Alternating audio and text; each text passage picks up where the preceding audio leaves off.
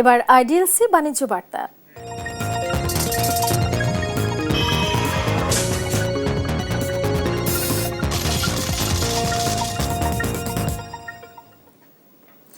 কোরবানির পশুর চামড়া প্রক্রিয়াকরণে ব্যস্ত টানারিগুলো, চলছে চামড়া বেচাকেনা।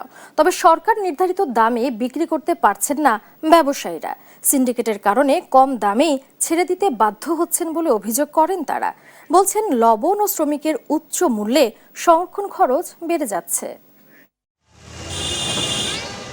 ঈদুল আজহার দ্বিতীয় দিন রাজধানী সহ দেশের বিভিন্ন এলাকায় চলছে কোরবানির পশুর চামড়া কেনাবেচা। সরকার ঢাকায় প্রতি বর্গফুট গরুর চামড়ার দাম ৫৫ থেকে ৬০ টাকা এবং ঢাকার বাইরে ৫০ থেকে ৫৫ টাকা নির্ধারণ করলেও বাস্তব চিত্র ভিন্ন। অনেক জায়গায় প্রতি বর্গফুট গরুর চামড়া বিক্রি হচ্ছে ৩০ থেকে ৪০ টাকায়, আর ছাগলের চামড়ার দাম নেমে এসেছে আরও নিচে। প্রতি বছর ঈদের সময় চামড়া নিয়ে একই সংকট তৈরি হয়। মাঠ পর্যায়ে সরকারি নজরদারি দুর্বল হওয়ায় সুবিধা নিচ্ছে অসাধু সিন্ডিকেট, আর এর প্রভাব পড়েছে এতিমখানা, মাদ্রাসা ও ক্ষুদ্র ব্যবসায়ীদের ওপর। চামড়ার দাম একদমই শোচনীয় পর্যায়ে। ৩৭০ টাকা বলছে, বইলা ওখানে বলতেছে মালে লবণ লাগায় বলতেছে ২০০ টাকা করে দিব। সরকার যত একটা রেট দিয়ে দিছে, এই রেট হিসেবে বেচলামদের কিছু ব্যবসা হবে এগুলো।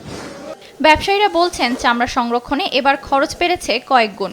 লবণ, পরিবহন ও শ্রমিক ব্যয় বাড়লেও মিলছে না কাঙ্ক্ষিত দাম।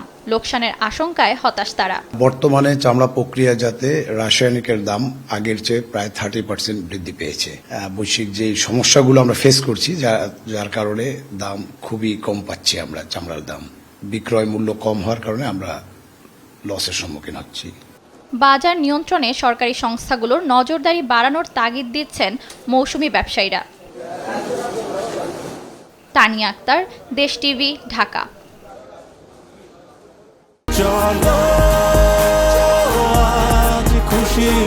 ৪০ বছর ধরে অসংখ্য খুশির মিছিলে ছিল আইডিএলসি, থাকবে আগামীতেও।